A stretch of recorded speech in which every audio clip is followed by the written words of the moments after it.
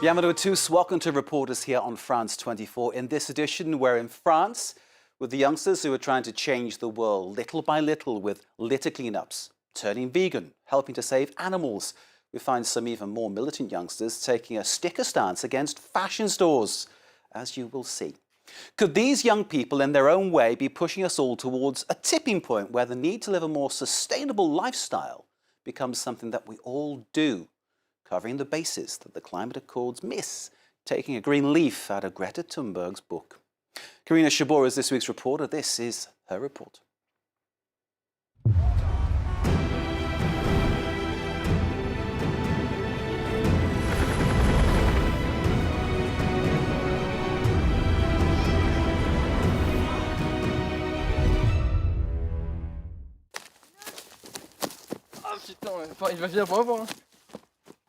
Whenever he gets the chance, Sacha comes down to France's central Bourgogne region to help Dominique with her animals. We need to catch her. She has an issue with her udder. This 19-year-old Parisian is an animal rights activist.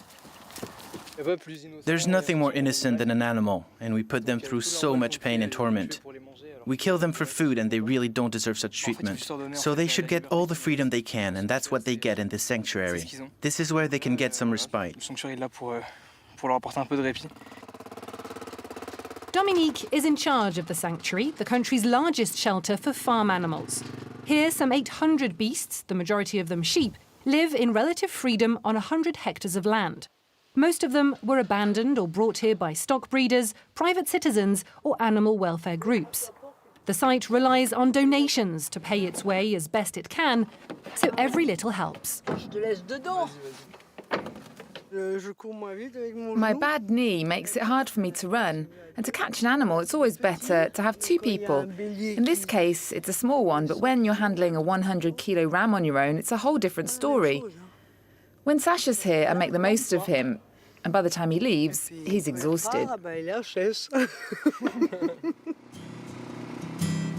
Sacha became a vegan 5 years ago, disgusted by the breeding and slaughtering conditions of farm animals. He no longer eats meat, fish, or any other animal produce, and he's turned his love of animals into activism. All the animals you see behind me, they wouldn't even be here if they hadn't been saved from the slaughterhouse. This way they get to live out their days naturally, the way they should, in peace, with their own kind. Not by having their throats slit. As for Dominique, she's a former farmer. Like Sacha, she now dreams of a world without fishing, hunting, or even farming, all in the name of equality between species. Farmers should be allowed to choose between farming using traditional methods or becoming a sort of landscaper. So working with animals so that they take care of the soil. A bit like a zoo. That's the dream anyway. And it's an ideal world Sacha wants to believe in. To help finance sanctuaries like this one, the new activists hope to one day obtain support from the European Union. In the meantime, their cause already has its own anthem and film.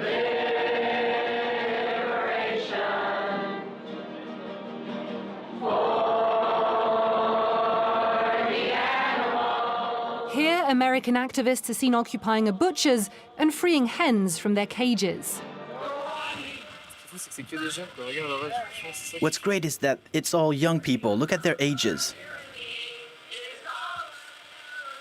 It's the world's youth that will bring about change for the future. Back in Paris, we went for Zara in the end. For these young activists, climate change and human rights go hand in hand. They're getting ready for a clothes tag operation. Let's figure out where to go because all the brands aren't in the same place. Their target, 83 high street brands exposed by an Australian study. Their aim, to spark consumer awareness by putting the spotlight on brands that make their products in China using the forced labour of Uyghurs, the country's persecuted Muslim minority.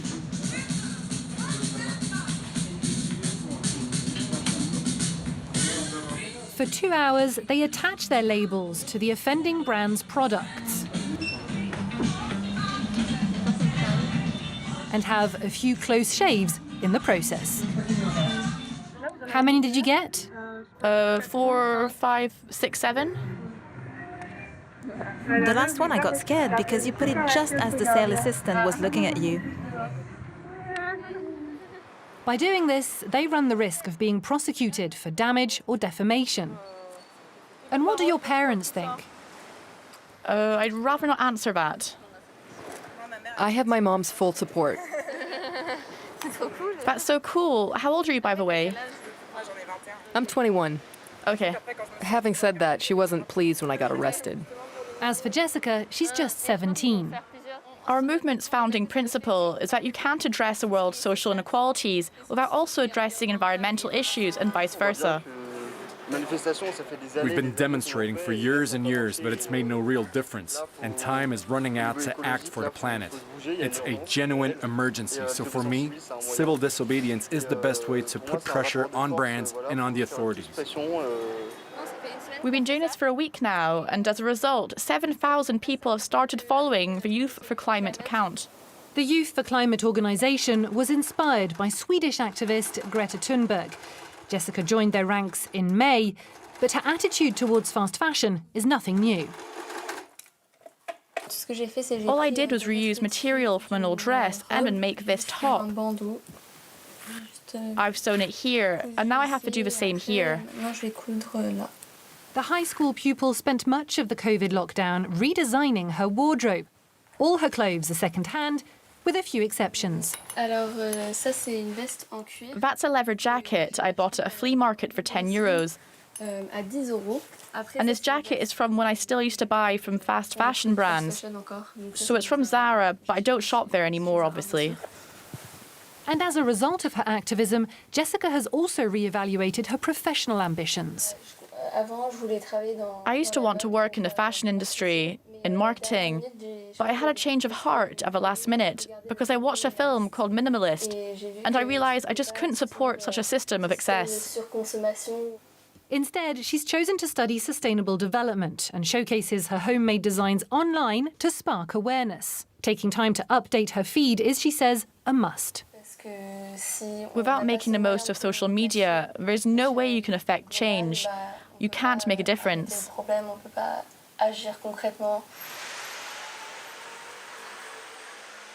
And Jessica isn't alone in having changed her ways and sharing the experience. There you go. It's all in the hat. And with Camille, we're now going to pick our destination. Isn't that right, Camille? It's been a year since Solal and Camille gave up air travel. Just pull one out. He vows to... He vows to climb France's highest volcano. Yes, c'est celui-là. Yes. Well, okay, let's go. C'est pas grave. Allez, c'est bien. Aged 22 and 24, the pair post videos of their adventures online. So we're going to film everything. And we also hope to make you want to spend your holiday in France, with no money and without boarding a plane. Just an unplanned adventure. It's gonna be great. It's going to take a long time. But before reaching the Auvergne region and its volcanoes, their first challenge is to leave Paris, That's so nice. You're a lifesaver. which takes them only a few minutes. Hitchhiking, couch surfing. For Camille, foregoing air travel became the obvious choice when she analysed her environmental footprint. I wasn't eating meat or buying new clothes. I was ticking all the boxes. And my habits would still have needed 5 planets worth of resources to be sustainable, the same as an average American. It was crazy. And it's only when I removed air travel from the equation that I was back to 1 planet. And that's with air travel just a few times a year. So I realized it had to go. The next step of their volcano trip is finding a place to leave the bags before attempting the climb. This local resident offers her help It's amazing you live here. and gives them a lift to the start of the trail. I think they're right. I support them all the way. Having said that, it's not easy. I mean, can you imagine doing what they're doing with 2 small kids in tow? Air travel makes up 3 to 5% of the world's CO2 emissions. With their social media posts and their thousands of views, Camille and Solal want to show their followers that travel can be a cleaner, more gratifying experience.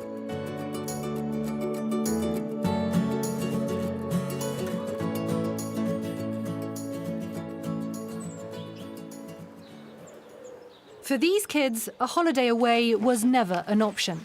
So to keep them busy and teach them green-friendly habits, Ibrahim organizes cleanup operations. You fill it up like this. He's a local volunteer with a double mission. Come on, I'll help you fill your bag. I can see you're struggling. This is Alan, and he was with us at the very first clean challenge. Do you remember? Yeah, it was cool. Then the other neighborhoods started doing the same, and that's how it started. This is where the fight against climate change takes to the streets. If we don't do it, no one will do it for us. Garches comes under a lot of criticism. It's one of the Valdoise region's poorest towns, and we need to clean up its image by cleaning up the streets, but through other initiatives too. The first step is to put an end to littering. It's a start, and that's why I pick up trash. But getting people to change their habits is a challenge for Ibrahim and his young recruits. There's no bin. They don't care, they'd still keep on littering. They don't even wait to finish their drinks. They just keep walking and throw the can over the hedge. Come on, guys, we need to seal those bags. Close them up, please. By bringing together youths from various neighborhoods, these cleanup operations have also helped calm local rivalries and fuel hopes of a better future. One based on dialogue. Both our neighborhoods have come to realize that fighting each other makes no sense. The city's calmer now. There's no more fights. Everyone can move around as they please. We used to not be able to go into other neighborhoods than our own.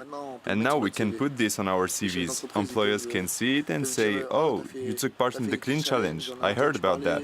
I saw it on TV, even abroad. We're proud of that, and we're also proud of seeing our town being spoken of in a positive way.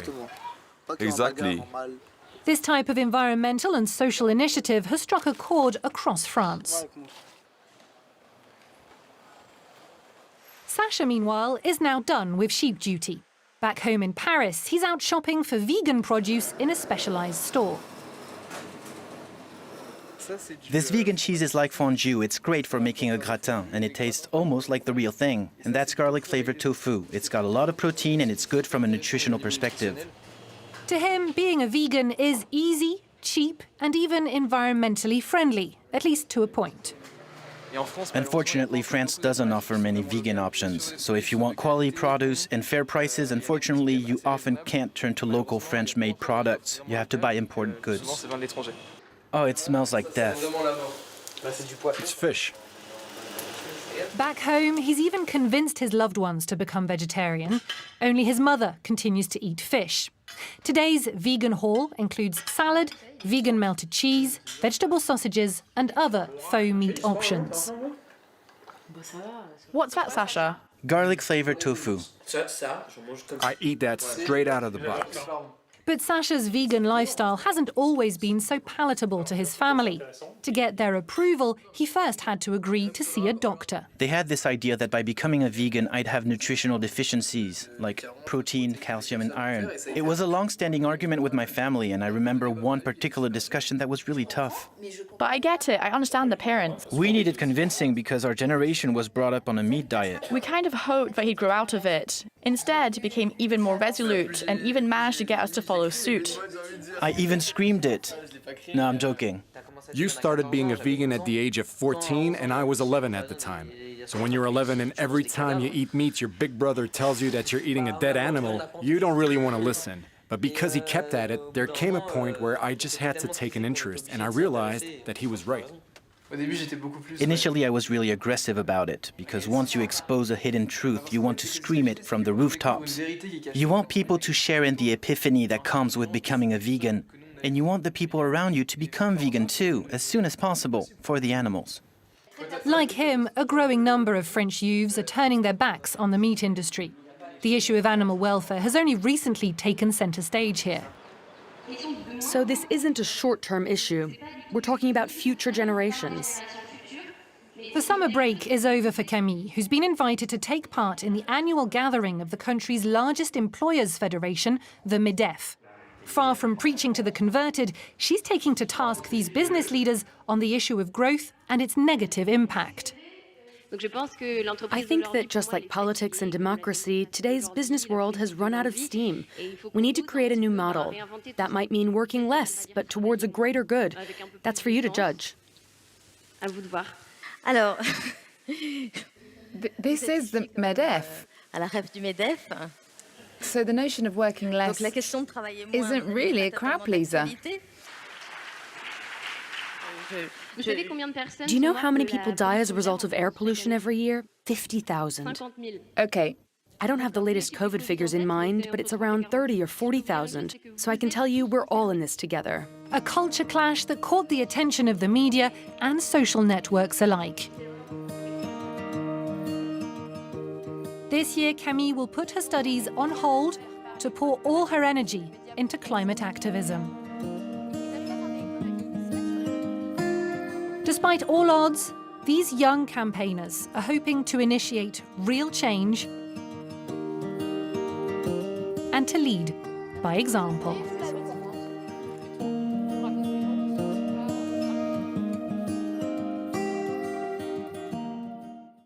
Karina Chabot, our reporter with that report very much made here in France. Thank you for watching. See it again on the website france24.com. This is Reporters on France 24. Stay with us, but most of all, do stay safe.